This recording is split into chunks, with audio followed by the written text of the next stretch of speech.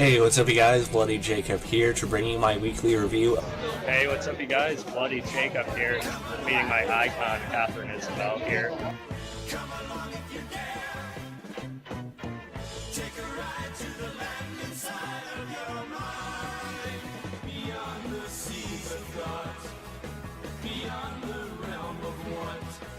Across the streams of hopes and dreams where things are really not. Come along if you can.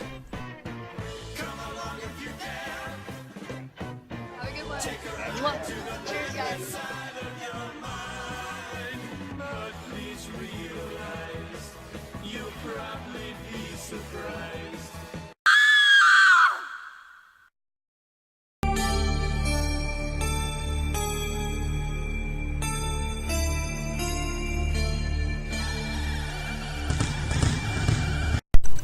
Hey, what's up you guys? Bloody Jacob here to bring you my review of the series premiere of Black Lightning on the CW, another DC superhero show for the network. As of right now though, it's I guess not directly connected to the Arrowverse or of course the other DC shows, but that could very well change partly depending on how this goes. But yeah, it premiered back on the 16th, so I know I'm a few days late on this. It premiered back on this past Tuesday. But I did want to check it out at some point. I had other shows to get to, but definitely had to give this one a look because I do like the Arrowverse. I don't really care for the Flash that much. I still do like Arrow. I've kind of, and my interest in that's kind of lukewarm at best right now. I kind of stopped doing videos on that week to week too, but I still do like Arrow, especially when it comes to Oliver and Slade and stuff like that. And I love Legends of Tomorrow. That's probably my favorite of them right now by far. Very excited to meet Katie Lotz, Brendan Routh, and Dominic Purcell at C2E2 in April, which I'll do a separate video on later. So I don't watch Supergirl either, but I still felt the urge to check it out, because a lot of people have been raving about this over the past week. And apparently it also had the biggest premiere for the CW for a new series in the past couple of years. It had like a 2.3 million viewership, which is pretty good, especially for a CW show. I guess it's the highest since one of Legends of Tomorrow's premieres, so that's good. So yeah, I'm not gonna go into too much detail about it, but I'm gonna read you the synopsis here, or like the basis of it. Jefferson Pierce, who retired from his superhero persona Black Lightning 9 years ago after seeing the effects it had on his family, is forced to become a vigilante again when the rise of a local gang called the 100. I can't say the 100 because then it'll be talking about a better show. But anyway, yeah, it's not the same thing. It's not. Called the 100. I think it's actually called the 100 in this case. Leads to increased crime and corruption in his community. So yeah, that's pretty much it. And Jefferson Pierce, he's played by Cress Williams. He does a pretty decent job on this episode. Like I read, he's a retired superhero or a retired vigilante. He's also the principal at a local high school, and he's sort of seen as a pretty great person within the community. Someone even refers to him as the Black Jesus to the people within the town. And he's helped that because what he was doing, his vigilantism, sort of led to him and his wife splitting up a little bit, as far as I know. Although it seems like his daughters both chose to stay with him, which is interesting. But there's also a lot of corruption within the town as well as its police force. Of course, there's crooked cops, and there's characters who are preying on, the black community and stuff like that.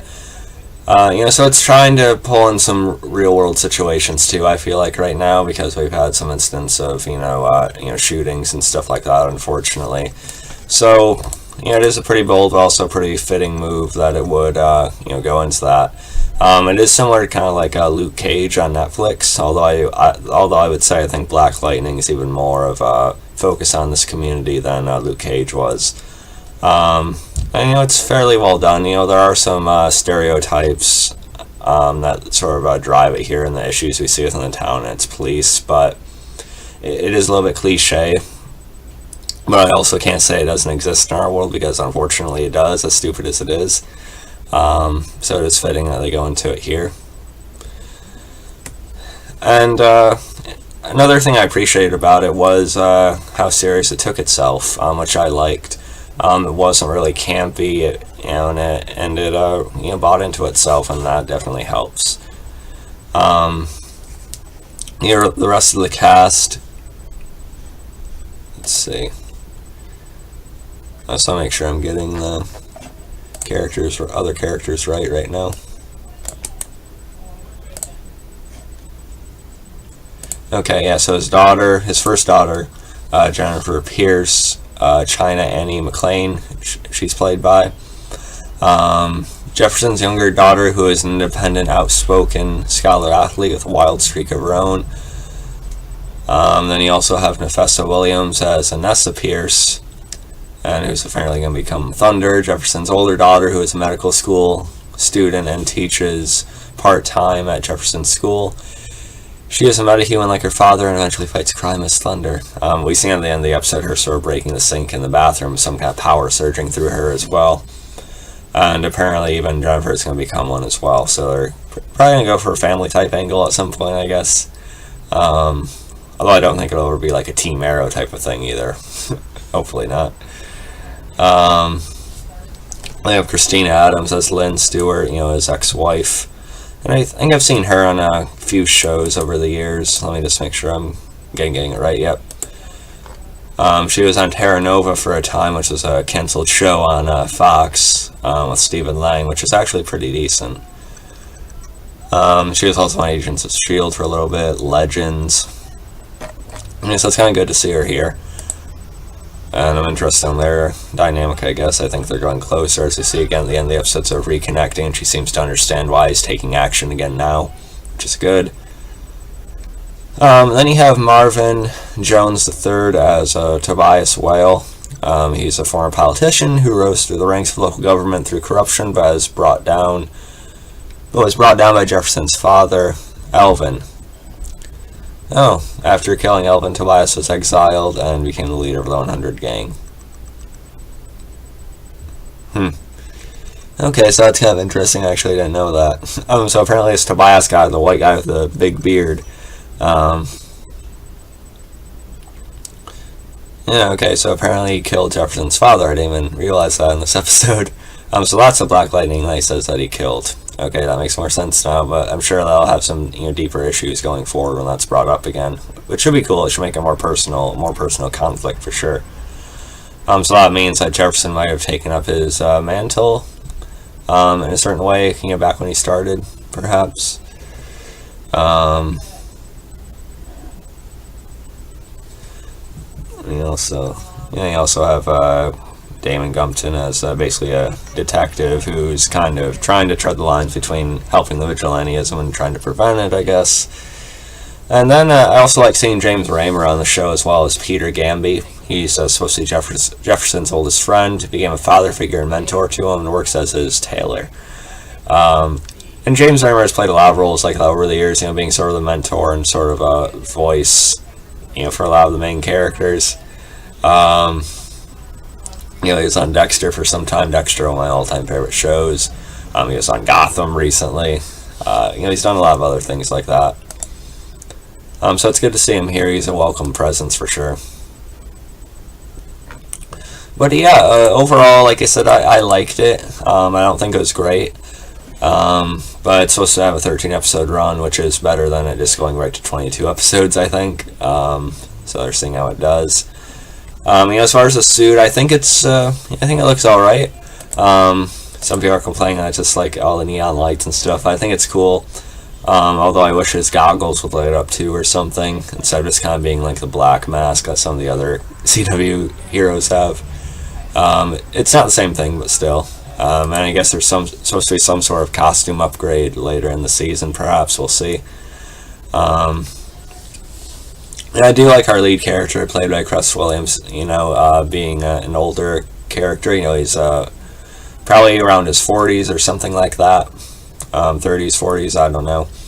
But it's just good that's just not like another 20-some-year-old, who's just learning the ropes of everything. So it makes for a different dynamic. He has his daughters, and he's the father and everything. So I think that makes it a little bit different as well. And then I thought it was actually pretty effective. His eyes light up when he's not wearing the suit. It looks kind of creepy and actually, a little bit intense, I guess. Especially when he snaps on the cops at the beginning when they pull him over. Again, kind of cliche, but kind of true. Still, unfortunately. But yeah, so I liked it. I'm probably going to check out next week's episode. I'm not like crazy about it though. Some of the dialogue was pretty stereotypical. It wasn't really that well written, I guess, as far as dialogue goes. But it definitely has some decent things to go on for sure. Like I said, I think Jefferson is a pretty solid lead. His daughters are alright, although I hope they don't focus too much on their drama throughout the season, because we already seen his youngest daughter, Jennifer, get involved with the 100, just because, to get in a bad situation. They're alright, I just hope they don't devote too much time to them, honestly. If I'd rate this episode, I'd rate it no higher than like an 8.2, 8.3 out of 10, but no lower than like a 7.7, 7.8, if that makes any sense. It's good, it's pretty good, but I'm not, gonna rave about it or anything yet, but I'm willing to see where it goes. Let me know what you guys thought about Black Lightning, the series premiere, which is also called The Resurrection, by the way. So, yeah, follow me on Facebook, Twitter, like, subscribe, I'll catch you guys next time. Not guaranteeing week-to-week reviews, but, I'll do them as I'm interested, just from episode to episode, we'll see. I'll catch you guys next time. Peace.